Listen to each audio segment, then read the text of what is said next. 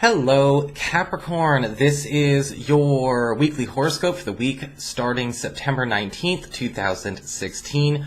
And this also, of course, applies to you Capricorn rising people and you Capricorn moon people. Hello to you as well. So, quick reminder for you guys, new horoscope stylings going on right now. First half astrology, first half tarot, helping people just kind of get used to it. And also, if you're interested in signing up for the tarot tutorship, enrollment is on now I've got a class on the 18th, Sunday the 18th of September, and Sunday the 25th of September as well. So if you want more information about that, you do need to go to my website, integrativemysticism.com. It's an online class, and you can enroll and put your, and commit to that spot and reserve your spot there, okay? So, what is going on with the astrology this week? Well, it's a gorgeous week for everybody. We've got two planets coming out of retrograde, Mercury in Virgo, and we've got Pluto coming out of retrograde in Capricorn. And this is going to be happening with a gorgeous connection between the two at the same time. And this is between your sign and your 9th house of travel, long-distance communications, long-distance business, international affairs, and broadcasting. And this could be great for those of you who are looking to perhaps catch up on some lost business, whether you have an online business or you work abroad or you're thinking about actually working or studying abroad or taking a second chance on a big publishing project or getting noticed or resubmitting a project after, some editing or maybe even getting a do-over in something in school or in university. Because this is also an area, it's connecting to your area that has a lot to do with your higher education and your career training. And this can actually prove to have a better the second time around kind of vibe to it, especially since, both of these planets being retrograde at the same time for the last 3 weeks, and with Pluto being retrograde in your sign, going all the way back to April, better the second time around, it actually pretty much feels like a brand new start. And that's the kind of attitude you want to take with a lot of these things this week. Don't think of it as like a continuum, whatever you're trying to do over or begin again, because it's a new beginning. It's not a continuum. And sometimes that can happen even in relationships. It's like, okay, we're starting over again. No, it's a continuum. No, it's not a continuum. And if we kind of get away from that attitude, we can actually see how, again, things are better the next time around. We've also got the Sun moving into Libra, your 10th house of career. And wherever the Sun goes, we have added fertility and a higher yield from whatever work we're putting into that area of our chart. And this is one of your primary financial sectors of your chart. And so from the 22nd of September all the way up to the 22nd of October, you can be expecting a much easier way to get more out of doing the same kind of work that you do, or perhaps even start negotiating opportunities to get paid more for doing what you do. Whether it's changing the way you get paid, asking for a raise, or maybe you want to kind of get more out of it by changing the way that, your company is handling your benefits or handling time off. Things along those lines. Improvements abound with these kinds of energies all working in sync. Finally, we've also got Venus, the planet of love, harmony, and luck, moving into Scorpio, your 11th house of friendships and social networking. And this is a gorgeous time for those of you who are looking to start dating again, but also kind of doing the group date kind of thing, or meeting people through friends, or even having an opportunity to integrate your sweetheart into your circle of friends if you're dating somebody and it's time to start thinking about merging friendship circles, actually having those little meet and greets, or maybe even having a meet and greet with your partner's friends. Everyone's going to be getting a lot closer during this time anyway, because the big theme with Jupiter's recent move into Libra is about bonding and knowing the difference between bonding and activity, bonding and affection, because bonding is really what sets the glue to be the strongest in any kind of relationship. So what's going on with the cards this week then? What's going on with your spiritual advice? For your spiritual advice, we've got the card of the Dreamer. And the Dreamer is kind of interesting because it talks a lot about a need to be able to allow your best laid plans that you've got in your head to actually start, substantiating in reality.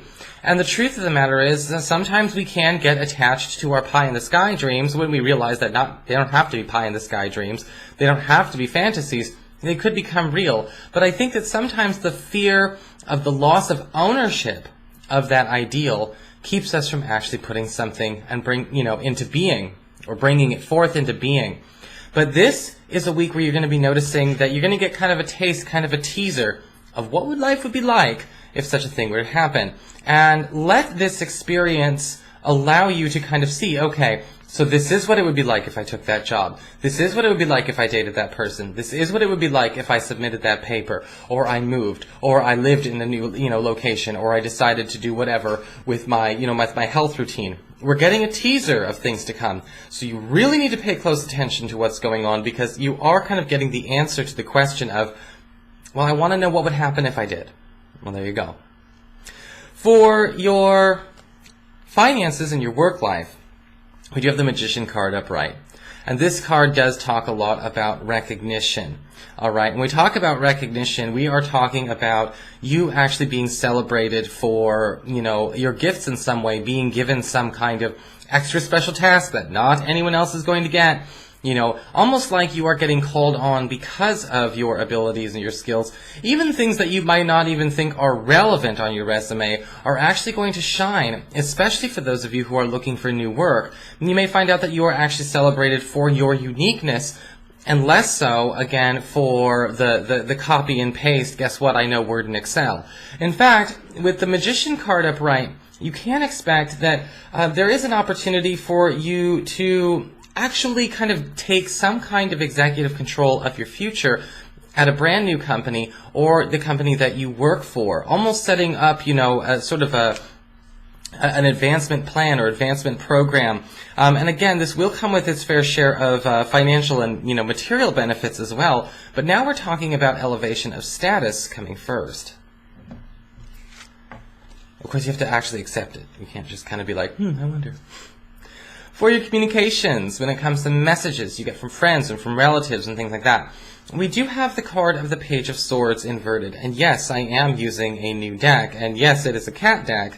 I normally don't go for thematic decks very much. I don't really care for a lot of special theme decks, movie decks, story decks, angel decks, mermaid decks, all those kinds of things. But this cat deck really does kind of stick to me. Normally I like my tarot to kind of have like a very classic sort of, medieval kind of feel, but I'm liking this cat deck. So what about this Page of Swords inverted?